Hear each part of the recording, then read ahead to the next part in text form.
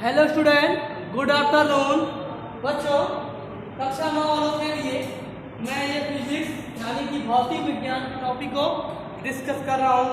Previous video में मैंने बात करा न्यूटन के नियम से संबंधित कुछ परिभाषा और न्यूटन के गति के नियम के बारे में भी स्पष्टली बता दिया था। न्यूटन एक गति के नियम है।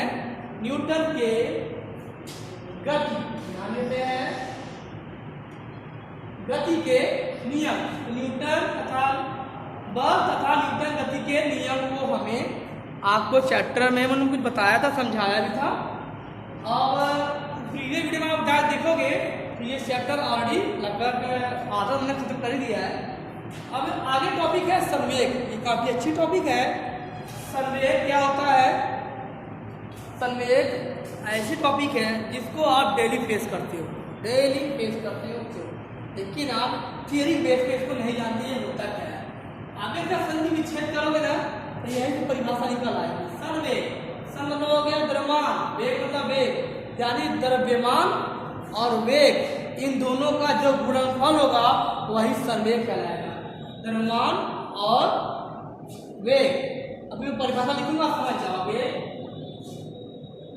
किसी वस्तु में द्रव्यमान तथा वेग का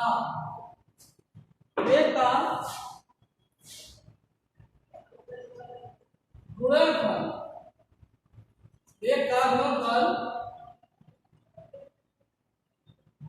संवेग कहलाता है। बच्चों, बहुत इजी परिभाषा है। किसी वस्तु में द्रव्यमान तथा वेग, तो द्रव्यमान और वेग का गुणनफल, द्रव्यमान वेग का जो गुणनफल होगा वो संवेग कहलाएगा। ठीक है। संवेग को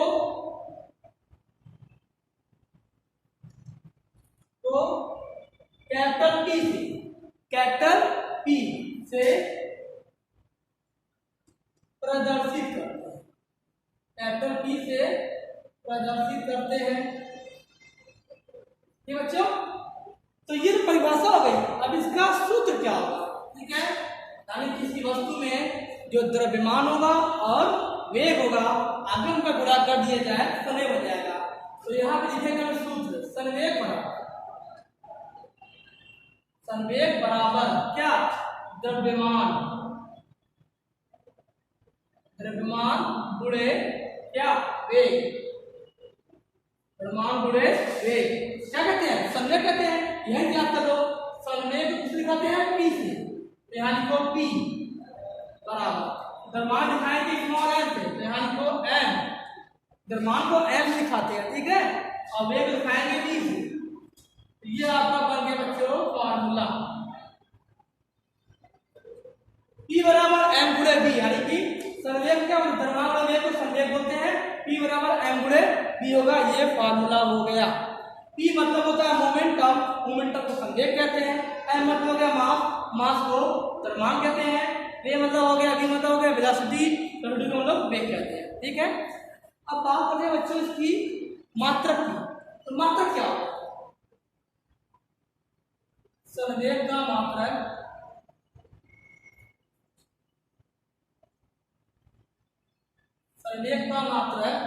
द्रव्यमान है। द्रव्यमान मात्रक क्या होता है? इग्रा। क्या होता है? इग्रा गुणे क्या होगा? मीटर प्रति सेकेंड होता है। बच्चों, संवेग का मात्रक क्या होगा? इग्रा गुणे मीटर प्रति सेकेंड होता है। ये टोटल टॉपिक आपका संवेग हो गया। अगर एग्जाम्पल की बात करें तो डेली लाइफ मैंने अभी बताया है, डेली लाइफ में इसको रोज फेस करते हैं। यानी कि अगर आप देखो किसी गोली को शीशे में मारा जाए तो जो गोली होती है शीशे को छेद करके पार निकल जाता है। देखिए किसी पत्थर को शीशे पे मारा जाए तो शीशा टूट जाता है। यही अंतर है स्पीड में। आपको पता है गोली की स्पीड बहुत तेज होती है और गोली का एरिया भी कम होता है, तो वो बहुत कम टाइम में क्रॉस कर जाता है शीशे को। और जो पत्थर होता है इसकी एरिया ज़्यादा होता है और वो शीशे पर ज़्यादा देर तक टाइम देता है। तो टाइम ज़्यादा देगा तो तब तक वो क्या होगा, शीशा टूटने पर टूट जाता है। लेकिन गोली इतनी तेज स्पीड से होती है कि जिसकी स्पीड ज़्यादा होगी उसका संवेग भी ज़्यादा होगा, इसलिए गोली क्या होता है उसे छेदते हुए निकल जाता है। ठीक है, सिंपल है। ये सब चीज़ें आपको पता कि हमारे रोड पे जो गाड़ियाँ चलती हैं मैक्सिमम एक्सीडेंट तेज गाड़ी चलाने की वजह से होती है। क्यों? क्योंकि जब गाड़ी की स्पीड बहुत तेज होगी उसका संवेग बहुत ज़्यादा होगा, संवेग बहुत ज़्यादा होगा तो अक्सर डिसबैलेंस हो जाता है और एक्सीडेंट की संभावना बढ़ जाती है। आयोग का समझ में आया होगा। देखते हैं इसके आगे का टॉपिक बच्चों। तो नेक्स्ट हेडिंग है न्यूटन के गति का द्वितीय नियम। न्यूटन के गति का द्वितीय नियम है। न्यूटन ने 3 नियम दिया था गति संबंधित, तो एक नियम को मैंने बताया था, एग्जाम्पल भी दिए थे। तो न्यूटन के गति का द्वितीय नियम हम प्रस्तुत करने जा रहे हैं। संवेग के बारे में मैंने पहले ही बता दिया है। अगर संवेग न बताया होता तो आपको ये टॉपिक समझ में ना आई होती, क्योंकि इसमें संवेग का यूज किया गया है।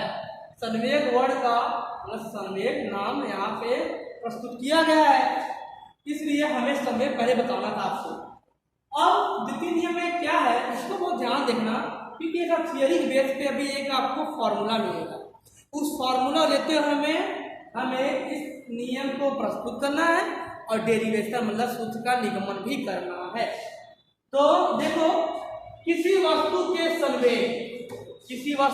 संवेग के परिवर्तन यानी कि उनके संवेग में क्या हो रहा है, परिवर्तन हो रहा है के दर मतलब कि समय से भाग कर देना। दर मतलब भी होता है समय से भाग करना।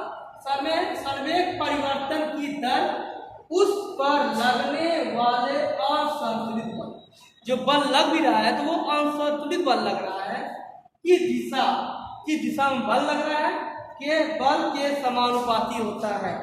कुछ वर्ड इसमें ऐसे हैं जो आपको परेशान करते हैं, ध्यान दें तो अलग करते हैं। संवेग के परिवर्तन की दर, अब इसका क्या मतलब ये देख लो, इस पर लगने वाले बल की दिशा बल के समानुपाती होती है। यही से हमें एक फॉर्मूला मिलेगा। पहले हम जानते हैं किसी वस्तु के संवेग परिवर्तन की दर क्या है।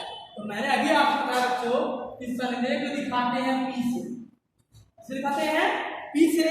एक ही बोला परिवर्तन, तो परिवर्तन के लिए यहाँ लगाते हैं डेल्टा। क्या लगाते हैं? डेल्टा। जब संवेग परिवर्तन बोले तो डेल्टा लिखते हैं। क्यों? क्योंकि डेल्टा P को हम लोग ऐसे P2 माइनस P1 भी कहते हैं। P2 माइनस P1 क्यों कहते हैं? क्योंकि संवेग मान P1 है, दूसरा P2 है, दूसरे में से जो पहला घटाएंगे वो हमारा क्या आएगा? संवेग परिवर्तन। और समय पर किससे प्रदर्शित करते हैं? डेल्टा P से प्रदर्शित करते हैं। क्या डेल्टा P दिखा रहा है? समझ आना P2 माइनस P1 होता है। ओके, अब बात करते हैं संवेग परिवर्तन की दर। तो यहाँ संवेग परिवर्तन का दर बोला है, मतलब क्या? समय T। क्या हो गया? समय T। संवेग परिवर्तन क्या हो गया? Delta P upon T। Okay, दर नहीं हो गया। इसके समानुपाती बोला है। समानुपाती पहचान ऐसे होता है, समानुपाती होता है किसके? बल। अब बल किस दिखाते हैं? F से। तो ये हो गया F। यही बोल रहा है, यही चीज बात कर रहा है। वो बोल रहा है किसी वस्तु में संवेग परिवर्तन की दर उस पर लगने वाले असंतुलित बल की दिशा बल के समानुपाती होता है। ये जो बोल रहा है इसी चीज की बात है। ये परिभाषा अप्लाई हो गया। आई होप तो आपको समझ में आ गया होगा कि ये कॉन्सेप्ट क्या क्या है। ठीक है, तो ये तो परिभाषा के बेस पे हम बात कर लेंगे। चलो, अब हमें फार्मूले को प्रूव करना है। तो न्यूटन ने जो प्रूव किया था उसकी हम बात करते हैं। तो बच्चों यहाँ हम देखते हैं कि अभी हम इसको प्रूव करेंगे। तो मान न्यूटन गति के द्वितीय नियम हमें प्रूव करना है। हम लोग जानते हैं पहले से क्या, P बराबर mv क्यों? P क्या है? संवेग है। M क्या है? द्रव्यमान है। V क्या है? वेग। ये तो पहले से जानते हैं, ठीक है। चलो ये तो हम जब पहले जानते हैं कोई दिक्कत नहीं। अगर बच्चों हम बात करें प्रारंभिक वेग किसकी,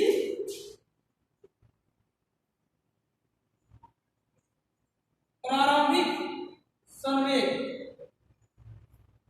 प्रारंभिक संवेग क्या मानेंगे?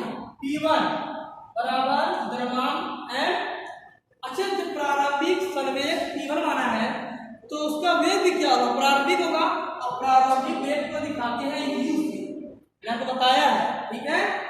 और लिखेंगे अंतिम, अंतिम संवेग यहाँ दिखाएंगे P2 से। इस तरह के प्रारंभिक संवेग P1 है, mu हो गया। अंतिम संवेग P2 है तो यहाँ क्या mu नहीं mv, क्या होगा? mv। ये अंतिम संवेग mv है, ये प्रारंभिक संवेग mu है। क्यों? क्योंकि प्रारंभिक वेग से होते हैं, अंतिम वेग होते हैं। ठीक बच्चों, और कितना समझाया आपको। अब देखते हैं इसके आगे। तो संवेग परिवर्तन, मैंने बताया आपको संवेग परिवर्तन,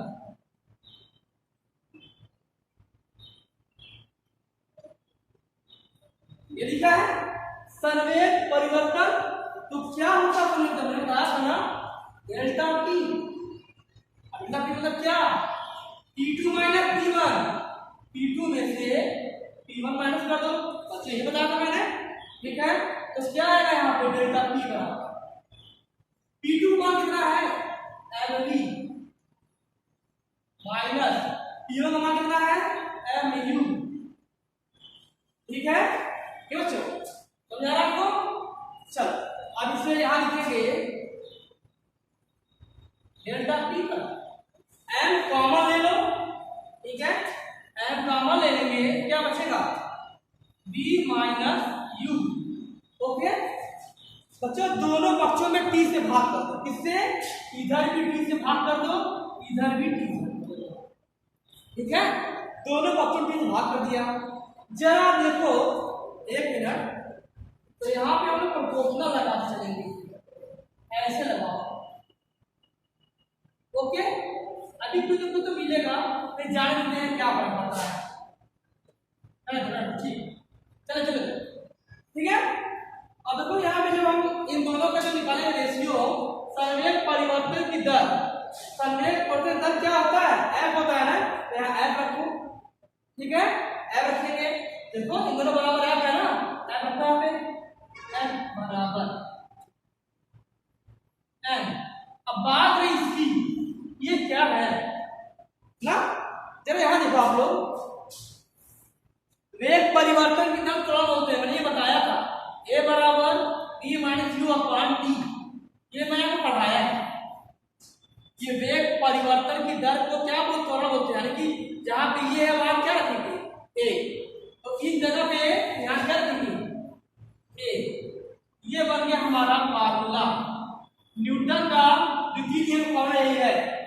तो न्यूटन का द्वितीय फॉर्मूला क्या बना? देखो आप लोग, ये क्या है? बल बराबर द्रव्यमान गुणे त्वरण। इसका मतलब बच्चों हम ये कह सकते हैं कि द्रव्यमान और त्वरण का जो गुणनफल होता है वो बल से बराबर होता है, यानी कि न्यूटन के द्वितीय नियम यही फॉलो करता है, और यही इसका फार्मूला हो गया। आपको पता है कि न्यूटन क्या है? बल का मात्रक है, तो इसका मात्रक न्यूटन हो जाएगा, ओके। तो ये टॉपिक खत्म हो गया, आई होप आपको समझ में आ गया होगा। नेक्स्ट वीडियो में हम इसके आगे टॉपिक लेके आएंगे, ओके बेटा, थैंक यू।